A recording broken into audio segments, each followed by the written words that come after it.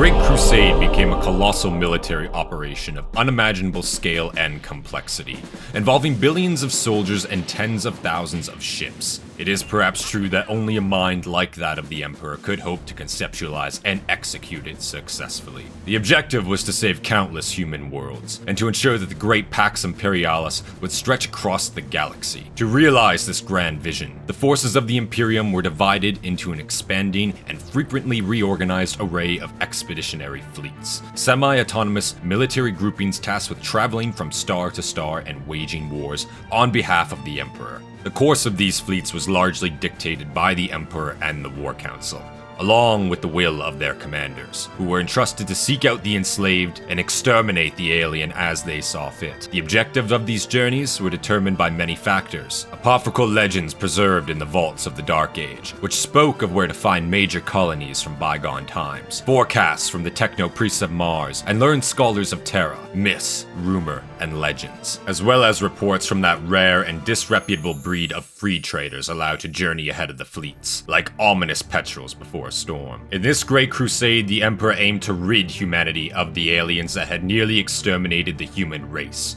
World by world was reclaimed. Those where human communities existed became part of the Imperium. They achieved concord with the imperial truth, to speak in the style of those great days. Where possible, integration was achieved through diplomacy, and promises of a brighter future and tighter links with the galactic human community. Where this was not feasible, it was done through the force of arms. Tyrants were overthrown, false religions and dogmas were banned, and often mercy was shown to the people provided they had not become irredeemably corrupted or changed too horrifically. But there was no mercy for aliens, and those oppressors were driven out or exterminated in a series of epic wars that freed billions of slaves and tore empires to shreds. In every corner of the cosmos, a relentless scourge was uncovered. Orcs, suddenly multiplying like rats in a ruined city, fought against and were repelled everywhere. Treacherous ancient Eldar re-emerged, and those who did not retreat before the might of the Great Crusade were pursued by death and destruction at every turn. In addition to these major races, countless others were encountered. Lesser species were exterminated without pity or remorse. The Great Crusade did not shy away from its most unpleasant duties. Those open worlds found to be infected by warped creatures, where the fabric of reality was torn, were cleansed with powerful viral bombs and vortex missiles during apocalyptic orbital bombardments, aimed at annihilating all life and sealing the breach. However, this act, known as exterminatus, was never applied recklessly.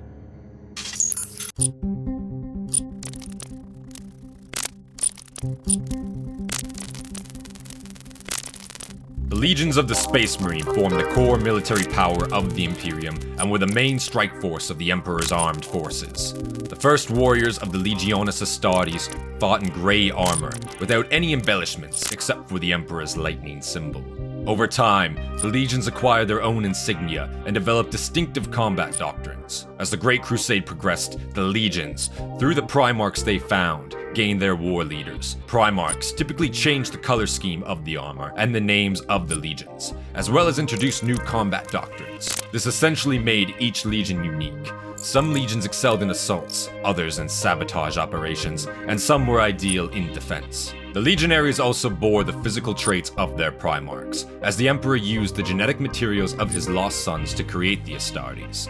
Thus, it can be said that the Primarch is the genetic father of each legionnaire, just as the Emperor is the father of the Primarchs.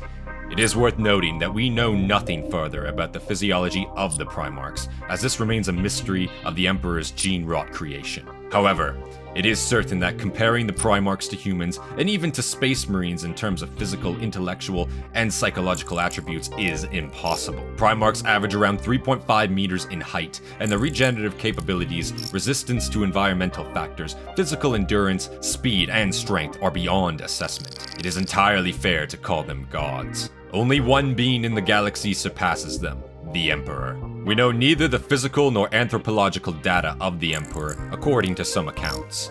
This perfect being is 5 meters tall. Some have seen him only as a blinding light, while others have encountered him in the guise of an ordinary man. No one, not even those closest to him, can accurately describe his face. The internal structure of the Space Marine armies varied from legion to legion, but at the core of each was a company of warriors numbering around 500, led by a captain and managed by sergeants. The first company of a legion primarily consisted of veterans, whose fighters donned rare Terminator armor. These units were typically organized into battalions, usually consisting of 5 companies, commanded by lieutenants. 2 battalions formed a brigade, which could be called a regiment, wing, order, or great company. They were led by a Space Marine holding the rank of commander, or in some cases, Lord Commander. This is just the rough structure of the Legion. Each Primarch restructured the Legion according to their own discretion. The size of the legions varied from 60,000 to 250,000 warriors, depending on the training specifics of each legion, the number of worlds from which recruits were drawn, and other factors. The armored vehicles and supporting enhancement equipment followed common principles, but their numbers and compositions were quite individual. During the Great Crusade, the legions of the Space Marine were reunited with their Primarchs. The worlds they were cast to were found by the Emperor, and thanks to their superhuman capabilities and indomitable will, nearly all Primarchs became rulers of these worlds. The Emperor also turned this to his advantage. Most planets where they grew up were designated as home worlds of the legions and were well fortified and developed. The worlds of the Primarchs, along with a handful of other strategically occupied planets, became strongholds for the campaign as it advanced further and further from Terra, making direct centralized command and coordination increasingly difficult. On those new bases, and on the newly joined distant Forge worlds, the Mechanicum of the Great Crusade could gather forces and strike at virtually any enemy across the galaxy. Debates about the order in which the Emperor found his sons will never cease, but one thing we know for sure: the first was Horus.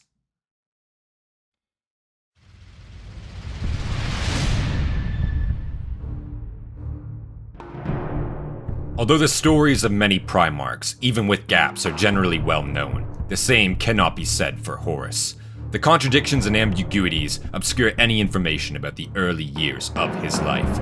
What is certainly known is that the Emperor found Horus, and he took command of the 16th Legions in the early stages of the Great Crusade. Aside from these facts, information from different sources is completely divergent. Some even claim that Horus was abandoned on the planet Chthon. Like many brother Primarchs, these sources report that he had to survive in a brutal world, learning his first lessons in warfare and killing from the deadly hordes of Chthonian techno-barbarians. Other sources assert that Horus returned to Terra on his own. In the verses dating back to the early days of the Crusade, it is described how Horus's incubation pod fell from the night sky like a burning star.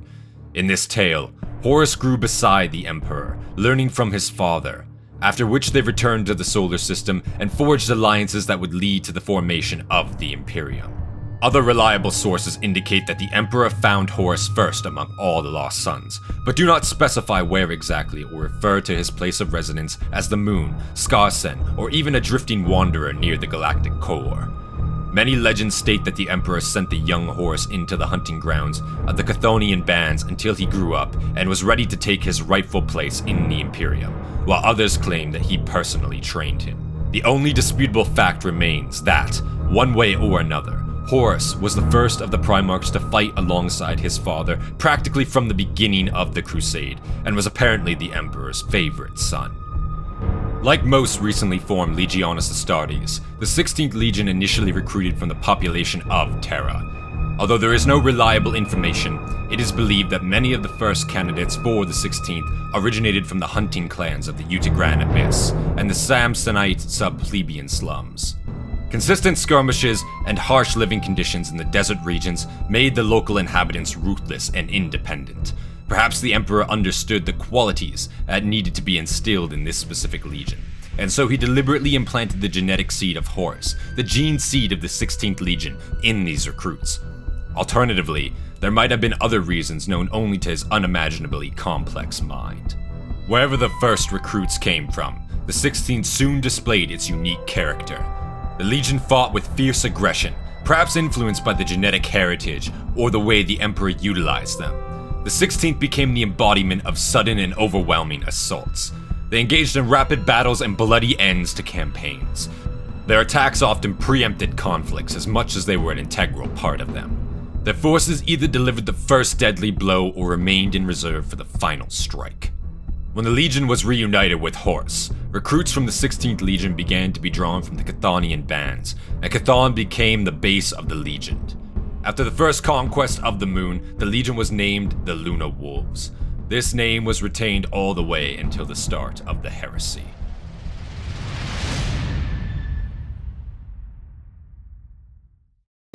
The Great Crusade continued, unveiling an increasing number of worlds in need of liberation, and the Imperium's demand for soldiers grew at unimaginable rates. Even the mighty legions of Space Marines could not tackle the emerging challenges alone, prompting the Imperial authorities to issue a decree for recruitment from every liberated planet, in numbers sufficient to meet military needs. For each world, relevant calculations were conducted and a population quota was established, according to which the Emperor's officials calculated the tithe payable in soldiers and material provisions. The number of regiments raised on any given planet varied drastically. Thus, sparsely populated worlds were only required to provide a handful of units each year, while densely populated hive worlds near the galactic core had to continuously send hundreds of regiments to the front lines. Together, this massive force came to be known as the Imperial Army.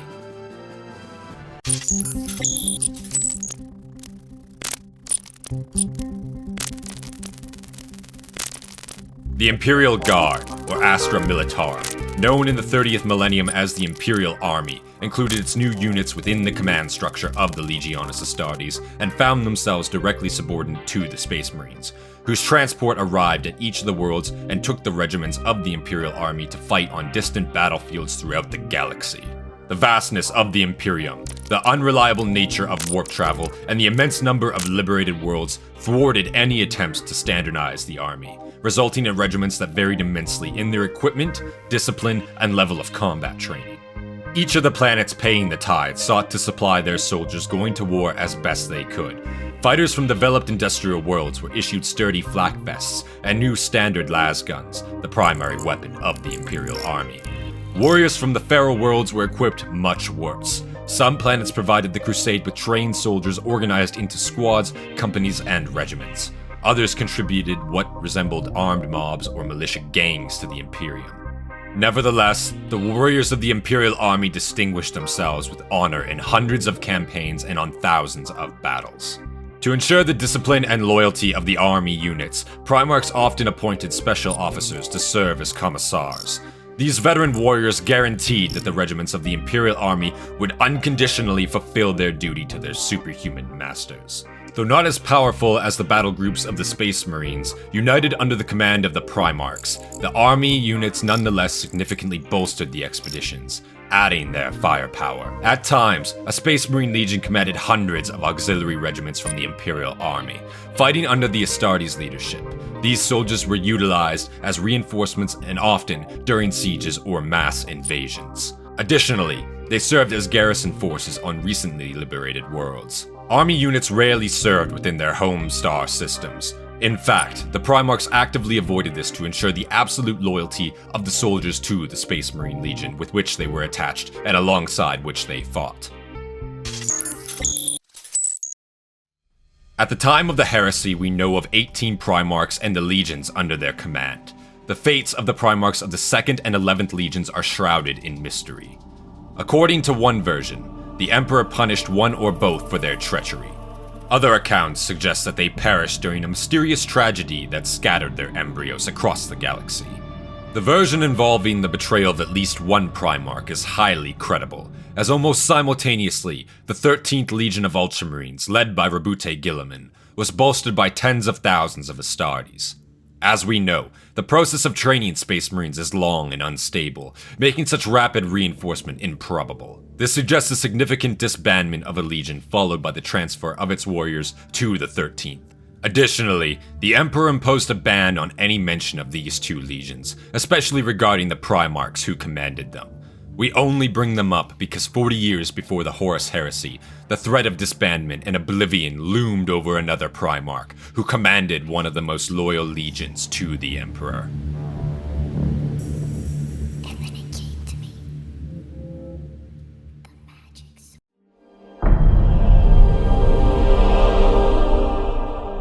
The Great Crusade not only united the worlds of humanity under a single authority, but also carried what was known as the Imperial Truth, which represented a rational, atheistic philosophy. The core of the Imperial Truth was that the universe is rational, and knowledge overcomes fear and provides freedom from the terrors of the Age of Strife. This assertion was accompanied by a denial of the supernatural and belief in unknowable forces and principles. In the Imperium of mankind, religions were banned, and belief in any gods was punishable. It was denied not that other dimensions, alien races, and mutants possessing psychic powers existed, but rather that supernatural phenomenon was real. However, in fighting against the old beliefs often spawned by the creatures of the warp, the Imperium encountered manifestations of faith in the divinity of the Emperor. This was not something new. Since the time of the First Conquest, there were those who whispered that he was not of the mortal realm. Many of the conquered enemies were among the first to declare him a god. Faced with his power and the destruction of all they knew, they endowed him with ancient names. This was the only way for them to provide a rational explanation for what had occurred. Some call him an angel, others a demon, while some placed him even higher. They named him a god and offered prayers during nightly vigils, and in the light of lost suns. Among them was also the Primarch of the 17th Legion, the Word Bearers, Lorgar Aurelian.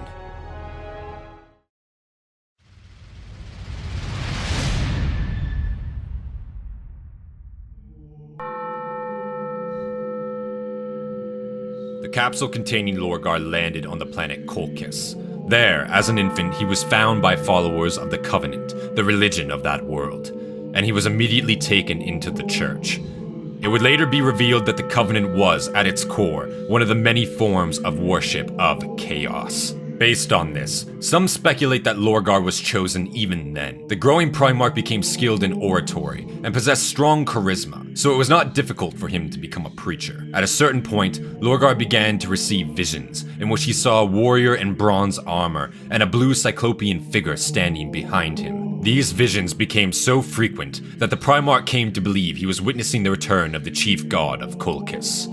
He began his sermons, under whose influence people began to stray from the tenets of the Covenant. Other members saw Lorgar as a heretic and attempted to arrest him. As a result, the entire population of Colchis split into two factions, leading to the onset of a civil war. This conflict lasted about 6 years and concluded with Lorgar and his followers emerging victorious. About a year after these events, the Emperor's fleet landed on the planet. Lorgar immediately recognized the newly arrived Magnus the Red and his 1,000 sons as the character from his visions, and swore allegiance without hesitation. All the doctrines and commandments of the Covenant were reworked and adapted for the service of the Emperor. The Emperor himself did not give clear orders regarding this, and he was busy preparing for the continuation of the Great Crusade and incorporating Lorgar among the commanders of the Legion. Due to his gentle nature and pacifism, Lorgar was considered the weakest Primarch, which hindered his relationship with his brothers. He found common ground only with Magnus in discussions about philosophy and history, and with Horus, who defended his legion and valued him. It should be noted that Lorgar was a powerful psyker, but he suppressed his abilities, only realizing his potential after the events on Kur and the Emperor's condemnation. Other legions received their names later, but the 17th was named the Imperial Heralds at its founding. The selection of 1 from 20 might imply some favor, but in reality, this name indicated not a special honor, but the legion's role in the Emperor's design. Where enemies opposed the Emperor out of faith in gods or superstitions of the old night, it fell to the 17th to deliver the Emperor's ultimatum: renounce or perish. The Imperial Heralds waged war straightforwardly and functionally, for the 17th was merely a tool. They fought in the realm of faith, waging a war where the only real weapon was truth. Upon completing their conquests, the Imperial Heralds sought out works that spoke of power of sorcery, false gods, and the irrational. They devastated libraries, separating the contents into truths and lies.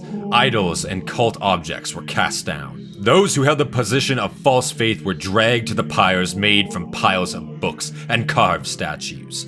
Everything burned together. Those liberated from the shackles of ignorance were given a choice: accept the imperial truth or also meet their end on the pyre. Only then did most warriors depart, leaving the rescued inhabitants to lead their newly illuminated lives. This pattern the Legion repeated throughout ancient Terra, earning itself a second name, the Iconoclasts. After reuniting with the Legion, Lorgar began to impose the faith in the divinity of the Emperor upon his legion. The factor that allowed Lorgar to convert his legion to the faith in the divinity of the Emperor was the very essence of the Great Crusade itself. The legion fought on countless fronts, suffered losses, and recruited new soldiers.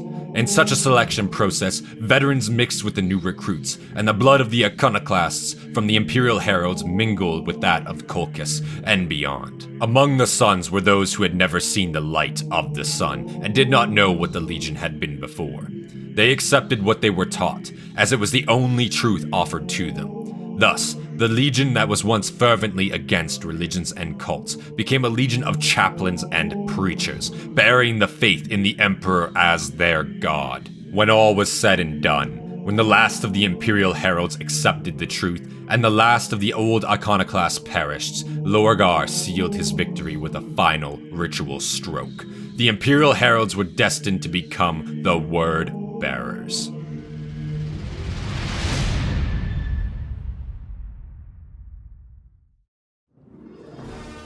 As planets and systems fell before the Word Bearers, they led them to faith in the divinity of the Emperor. The conquests of other legions resembled bloody trails among the stars, but the Word Bearers delayed.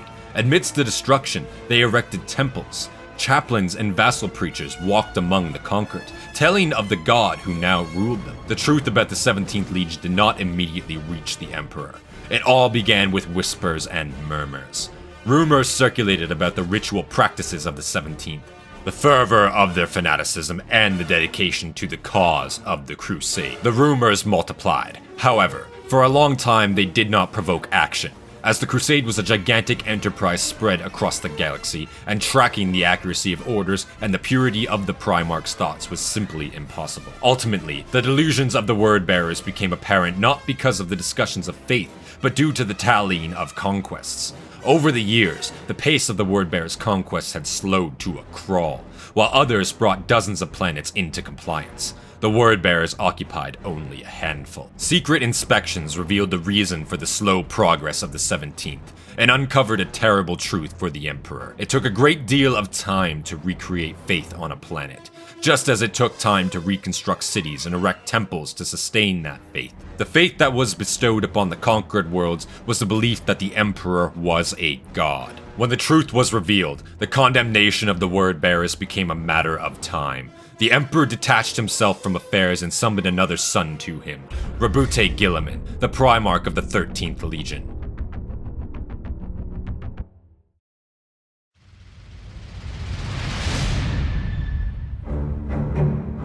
Roboute Guilliman's capsule fell to the surface of Macragge, where it was discovered by a group of aristocrats hunting in the woods. Inside the capsule, they found a child radiating a strange light. Connor, one of the two consuls who governed Macragge, took the child as his own son and named him Roboute, which meant the Great. Roboute grew quickly in both body and intellect. By the age of 10, he had mastered all the disciplines that the smartest people of Macragge could teach him, and many were astonished by his knowledge and understanding of history, philosophy, and science, but his greatest talent was as a military leader. For this reason, his father entrusted him with command of the expeditionary forces, achieving brilliant victories and surpassing the uprising of a disgruntled faction of the aristocracy. Guilliman gradually rose to the position of sole consul of Macragge. Utilizing his superhuman abilities, Roboute reorganized the entire social structure of Macragge, creating a mediocrity where high positions and wealth were given to the diligent rather than the rich and powerful. Under Roboute's leadership, Macragge thrived like never before. When the Emperor arrived on Macragge, he found a human world that was self-sufficient, prosperous, with a strong and well-armed army, engaged in trade with several systems. Impressed by these achievements, the Emperor appointed Roboute to command the Ultramarines Legion and made Macragge the primary base for this legion. The Ultramarines Legion was placed under Roboute's command, and their base was relocated to Macragge. The Primarch immediately adopted many Imperial technologies and eagerly embraced his new role. However, his primary talent was in military affairs, and he swiftly led his Ultramarines into the conquest of the galaxy. He managed to liberate more worlds than any other Primarch, and the planets he liberated, thanks to Roboute's talents, immediately began to prosper. No matter which system Roboute and his warriors liberated, his main goal was to create a self-sufficient defense system. Once a world was capable of defending itself, Roboute and his legion would move on, leaving behind enough advisors and soldiers to maintain order, enhance the well-being of the population, and develop trade ties with the Imperium. The 13th Legion of the Ultramarines is considered an exemplary legion, largely due to Guilliman's developments in tactics and strategy. High discipline, strict adherence to combat doctrines, and consequently low combat losses, rapid recruitment and training of reserves, courage, and loyalty made the Ultramarines Legion one of the most numerous and renowned in the Imperium. In terms of conquest by the time of the Heresy, only the Luna Wolves of Horus could compete with the 13th.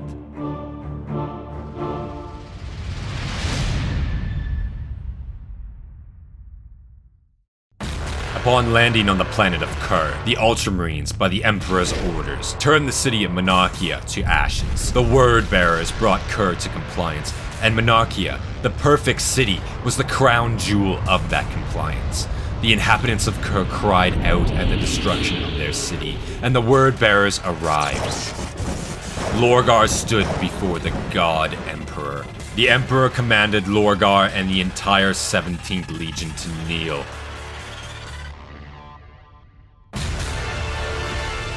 After which he imposed his condemnation for the disgracefully slow progress despite the Legion's colossal numbers,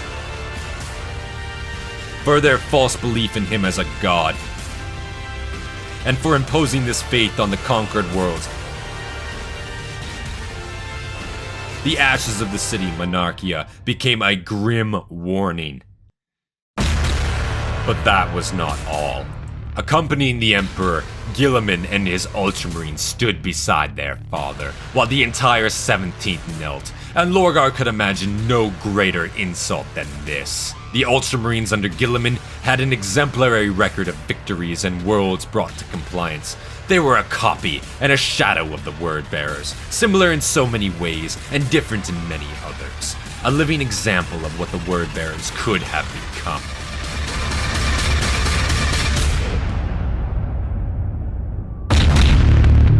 Additionally, Lorgar's Legion was presented with a squad of Custodian Guard under the command of Aquilon to oversee the actions of the Word-Bearers.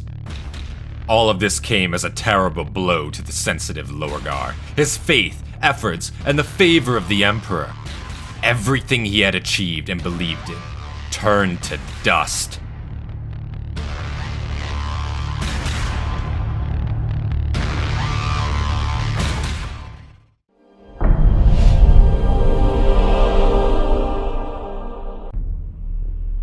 For several months, the 17th Legion remained in complete immobility. Lorgar secluded himself in his chambers, allowing only his closest confidants, his adoptive father from Colchis, Cor Ferron, and the first chaplain Erebus into his presence. Both were steeped in the old faith of Colchis, a belief that the forces from the warp had likely corrupted long before Lorgar fell from the heavens. Under their influence, the Primarch resolved to return to a more detailed study of the once rejected faith of his home world, and to undertake a secret pilgrimage in search of a spiritual rebirth for the Word-Bearers. The search led the pilgrimage to the planet Cadia, near the anomaly known by the Imperial designation as the Swan X1, which would later be renamed by Perturabo as the Eye of Terror. To the Primarch's surprise, the inhabitants of Cadia, primitive religious fanatics, awaited Lorgar's arrival, claiming that it was foretold for him to meet the pantheon of ancient gods and to know the truth.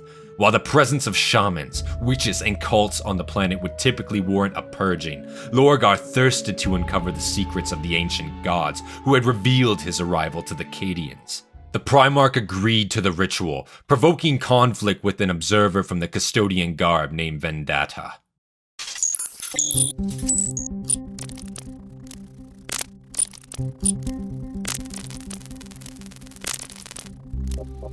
The Custodian Guard, the Legio Custodes, served as the personal bodyguards of the Emperor, known in elite circles as the Emperor's Claws. They first appeared beside him during the Age of Strife, and have accompanied him ever since.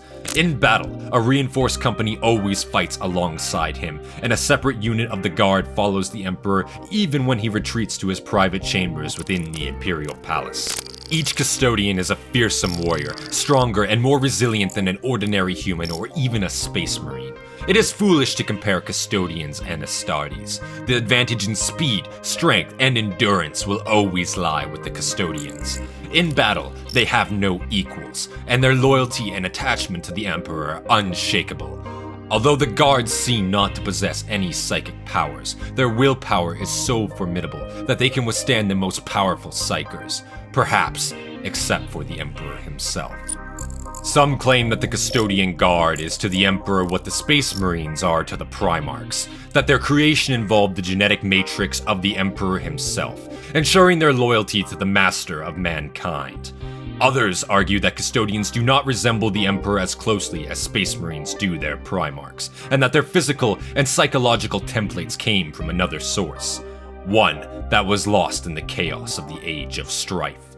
The truth is likely to remain undisclosed. The training of the Custodes also differs from that of the Astartes, as they are bodyguards rather than soldiers. Through the blood games held among them, the Custodians are trained in the art of assassination, practicing stealthy infiltration of the Emperor's palace. Thus, the Custodes learn of gaps in the security system and close them. Almost always, one or more Custodians are absent from service, undergoing the blood games. This is how the Legio Custodes maintain their unwavering vigilance. In addition, Custodians are also well versed in the political landscape of Terra, and there have been instances where Custodians have acted outside the bounds of Imperial law to infiltrate influential houses of the aristocracy and investigate any potential threats. By the time the civil war known as the Horus Heresy began, the Legio Custodes numbered around 10,000 warriors, commanded by the Captain General of the Custodes, Constantine Valador. Due to Lorgar's participation in the rituals of the cultists that contradicted the Imperial truce, the Custodian, empowered by the will of the Emperor, declared Lorgar an outlaw. However, in an attempt to report Lorgar's treachery to Aquilon and detain the Primarch, he was killed in an unequal battle with the Word-Bearers. Thus, he became a victim of the forces of the Warp, which allowed a portal to open and let a messenger of the destructive powers enter the body of a priestess. The demon demanded that Lorgar surrender the indicated legionaries, whom it would take with it on its journey into the depths of the Warp Rift, through whom the Primarch would be shown the truth. The expedition was led by Captain Argyll Tall of the Brotherhood of the Aged Sun. Only 6 months later, after enduring indescribable agonies and sufferings, those who survived managed to escape the Warp Rift. It is rumored that they even had to drink the blood of their fallen comrades, all to deliver the demon's visions of their Primarch.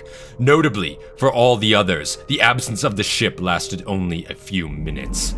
The captain told Lorgar about how the ancient Eldar perished at the birth of the god Slaanesh, and how, at the sight of their world's destruction, the Eye of Terror arose, sharing the might of the primordial forces of the Warp. But most importantly, he spoke of the Emperor's pact with the gods, of the power and secrets involved in creating the Primarchs in exchange for the galaxy subjugated by the Emperor in the name of the gods. He revealed the Emperor's unwillingness to fulfill his part of the contract and the nature of the warp storm that whisked away the Primarch's embryos to prevent the onset of the Age of the Imperium. Whether the demon's visions were truth or merely a part of a cunning plot of destructive forces remains to be seen. It is clear, however, that after the expedition to Cadia, the Word-Bearers no longer fought in the name of the Imperium and the Emperor. Captain Argyll Tall and the handful of survivors also became bearers of something dark within themselves, and were reformed into the first squad of Gal Vorbak.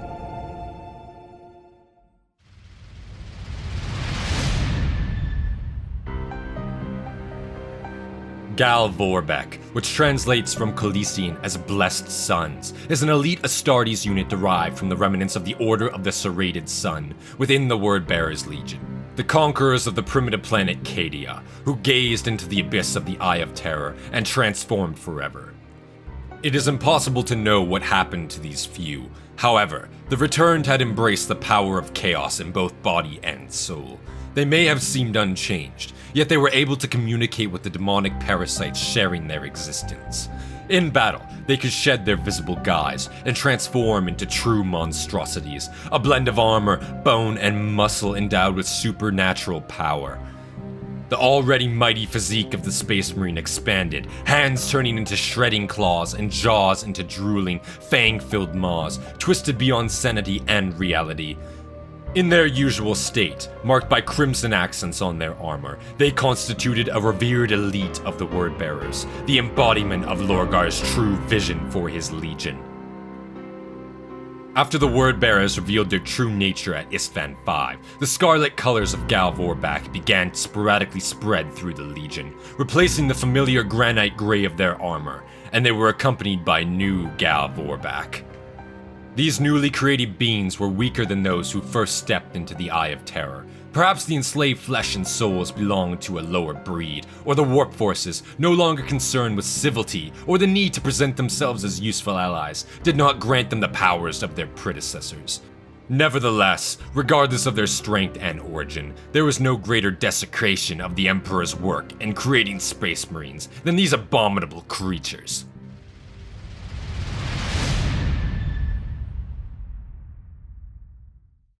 The pilgrimage gave Lorgar Aurelian the lost meaning of existence that had escaped him on Kur, and the truth was simple. The Emperor is a usurper, intentionally hiding the primordial gods for his own elevation. The primary goal of the Word-Bearers from that day onward was to sway their brother Primarchs to the side of chaos, in order to overthrow the usurper and lead the galaxy to true faith and service to the primordial gods. The planet Cadia was purged of all forms of life to avoid suspicion, and Aquilon was informed of Vendata's tragic demise at the hands of the Cadians. The 17th Legion began to bring worlds to compliance with unprecedented speed, thus lulling the vigilance of the Imperial Council.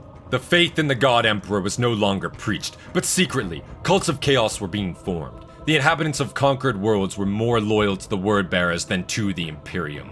Throughout all the legions, Lorgar dispatched his preachers, who began to establish secret lodges among them. It was easy to do so since an exchange of fighters for experience was practiced among the brother legions. The legionaries of Gal Vorbak and the first chaplain Erebus were particularly adept at organizing these secret lodges. In the secret lodges, soldiers and officers could communicate as equals, without ranks or titles, in what seemed like harmless conversations. Thoughts directed towards the destruction of the pillars of the Imperium and the legitimacy of the Emperor's rule were gradually instilled in the legionaries. The secret activity of Lorgar's chaplains continued for 40 years, and now the time had come for the final stage of the cunning plan, in which everything was prepared for the downfall of Horus, the Emperor's favored son. Not only Lorgar's legion fell under the influence of chaos during this time, but Lorgar was the first heretic, and the first link in the long chain of machinations by the destructive forces of the warp against the Emperor.